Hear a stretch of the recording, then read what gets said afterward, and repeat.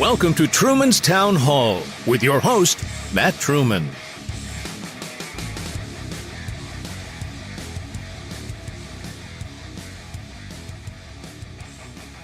Hello, I am Matt Truman, and this is Truman's Town Hall. Today, April 8th, 2019, the city of Huber Heights will have its city council meeting, the regular session, 7 p.m. Be there on Taylorsville at City Hall or be nowhere. Let's go through the agenda a little bit for you guys out there listening. Special presentations. You got a special presentation, National Public Safety Telecommunications Week.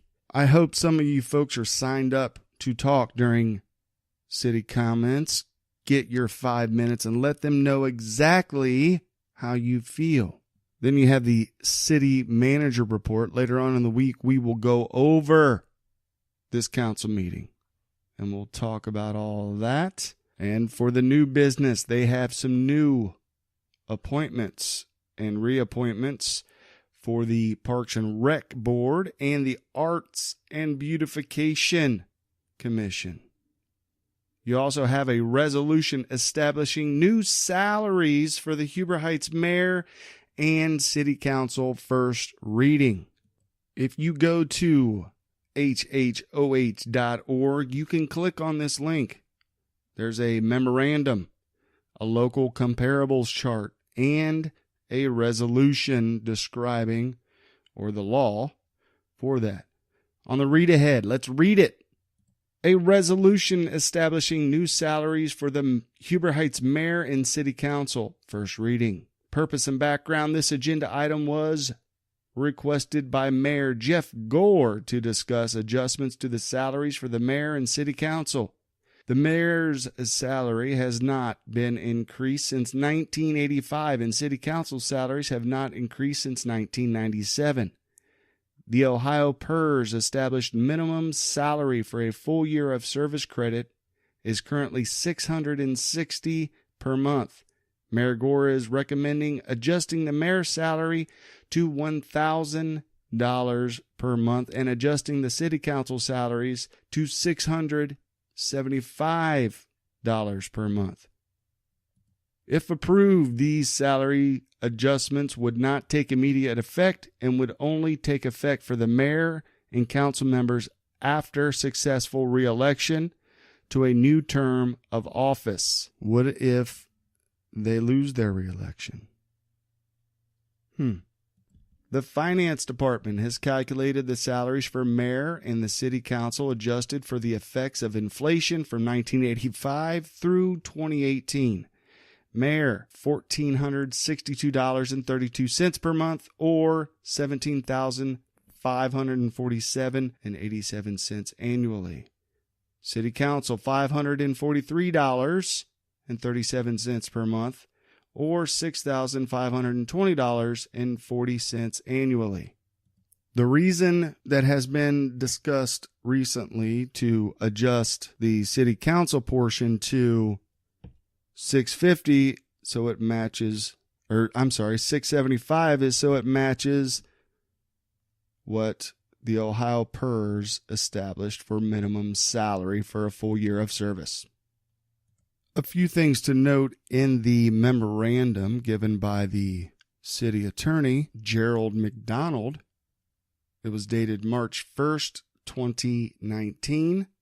Down in the in summary to change council compensation, council must pass an ordinance or resolution. They're choosing to pass a resolution. Council, the legislation must be enacted prior to June 1st, 2019, or wait until 2021. The increase will not go into effect until January 2020 for 5 council positions and until January 2022 for the other 4 council positions. As you may be aware, there is an election November 5th, 2019. Only one contested race is going on November 5th. Ward 1, Richard Shaw, one of the main proponents or unofficial co-sponsors of this piece of legislation, in 2020 will receive that raise. Ward 2 Representative Don Webb, who is running unopposed, both Richard Shaw and Don Webb are running unopposed, will receive that raise. Ward 6 Representative Ed Lyons, who is running unopposed, will receive that raise. And the winner for the at-large election in November, either Glenn Otto or Dana Plew, I hope I'm saying her name right, I apologize if I did not, will also receive that raise. So I guess the question I would have, and maybe you can pose this, is there are only 4 seats up in November. 3 are unopposed, 1 is opposed. And then it'll be 4 seats plus the mayor for the next election in 2021. So why they worded this memo at 5 council persons at 2020, does the mayor get the raise in 2020? I don't think so. I think that is just a mistake made in the memo. So if you're listening, you may want to amend that, council members. If I'm wrong, then I will amend. But I think what I'm saying is correct. Anywho, so you will see that tonight on the city council, at the city council meeting for a vote. So under section 5 of the charter, 5.07 under the charter, effective date of legislation, a resolution shall take effect immediately, and all other ordinances shall take effect 30 days after adoption by the council, unless a later date is specified therein. That was amended November 8th, 2016. This looks like it's going to be a short meeting. So item D, an ordinance authorizing transfers between various funds of the city of Heber Heights. We talked about that. Agenda item E, a resolution authorizing the city manager to prepare, execute, and submit the initial project application to the Ohio Department of Transportation State Infrastructure Bank, SIB, to provide financing for the construction of public roads, streets, and associated public infrastructure improvements, including but not limited to street improvements, including subbase, concrete, curb cutter with drainage, asphalt, streetlights, and signs, along with all necessary appurtenances at the carriage trails development in Miami County.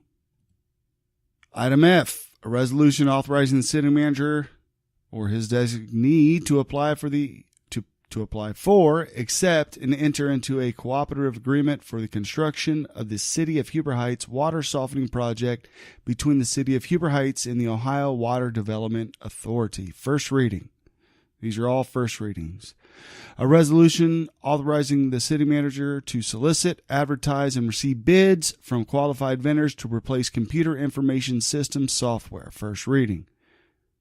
A resolution authorizing the city manager to solicit bids and award a contract for the purchase of one Class 1/2 ton pickup truck. Okay, so we read all that. We read it all. We did it on the last podcast. We did it on this podcast. I hope some of you folks show up and speak at the council meeting. If you have concerns, if you have compliments, get involved. Let them know you are there, you are paying attention, and you are interested in how they are governing. Sorry. Let them know that they represent you and you are there and watching them. It's important. For the entire city, it's important. Okay, we'll come back later on in the week and we'll talk if there's anything interesting to talk about from this council meeting. It looks pretty basic, so there may not be any firestorms like there was during the work session. You never know. It's Heber Heights City Council, so anything is possible. But let's look at something. I have been seeing a lot of things about the Electoral Collage written all over social media. So I'm going to play a little something for you. This is from Prager University. Prager is a talk show host who has a syndicated talk show that plays throughout the country. You may have heard of it. It's very popular out in California, yada, yada, yada. He also has a website called Prager University where they utilize different scholars and professors and people of note to give explanations of certain hot button issues or topics of the day. This happens to be about the Electoral College. So on Truman's Town Hall today, we're going to go national and talk about the Electoral College. Here's that video. I want to talk to you about the Electoral College and why it matters. All right, I know this doesn't sound like the most sensational topic of the day, but stay with me because I promise you it's one of the most important. To explain why requires a very brief civics review. The President and Vice President of the United States are not chosen by a nationwide popular vote of the American people. Rather, they are chosen by 538 electors. This process is spelled out in the United States Constitution. Why didn't the founders just make it easy and let the presidential candidate with the most votes claim victory? Why did they create, and why do we continue to need this Electoral College? The answer is critical to understanding not only the Electoral College, but also America. The founders had no intention of creating a pure majority rule democracy. They knew from careful study of history what most have forgotten today or never learned. Pure democracies do not work. They implode. Democracy has been colorfully described as two wolves and a lamb voting on what's for dinner. In a pure democracy, bare majorities can easily tyrannize the rest of the country. The founders wanted to avoid this at all costs. This is why we have three branches of government: executive, legislative, and judicial.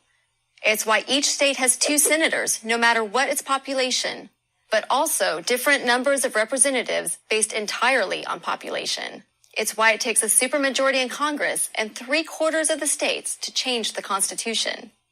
And it's why we have the Electoral College. Here's how the Electoral College works. The presidential election happens in 2 phases. The first phase is purely democratic. We hold 51 popular elections every presidential election year, 1 in each state and 1 in D.C. On Election Day in 2012, you may have thought you were voting for Barack Obama or Mitt Romney, but you were really voting for a slate of presidential electors. In Rhode Island, for example, if you voted for Barack Obama, you voted for the state's 4 Democratic electors. If you voted for Mitt Romney, you were really voting for the state's 4 Republican electors. Part 2 of the election is held in December, and it is this December election among the state's 538 electors, not the November election, which officially determines the identity of the next president. At least 270 votes are needed to win. Why is this so important? Because the system encourages coalition building and national campaigning. In order to win, a candidate must have the support of many different types of voters from various parts of the country. Winning only the South or the Midwest is not good enough. You cannot win 270 electoral votes if only one part of the country is supporting you. But if winning were only about getting the most votes, a candidate might concentrate all of his efforts in the biggest cities or the biggest states. Why would that candidate care about what people in West Virginia or Iowa or Montana think? But you might ask, isn't the election really only about the so-called swing states? Actually, no. If nothing else, safe and swing states are constantly changing.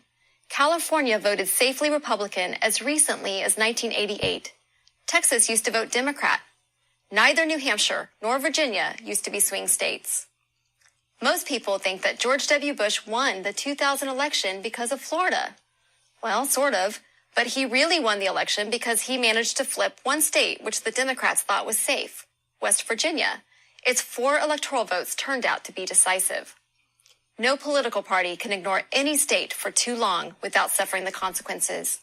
Every state, and therefore every voter in every state, is important. The Electoral College also makes it harder to steal elections. Votes must be stolen in the right state in order to change the outcome of the Electoral College. With so many swing states, this is hard to predict and hard to do. But without the Electoral College, any vote stolen in any precinct in the country could affect the national outcome, even if that vote was easily stolen in the bluest California precinct or the reddest Texas one. The Electoral College is an ingenious method of selecting a president for a great, diverse republic such as our own. It protects against the tyranny of the majority, encourages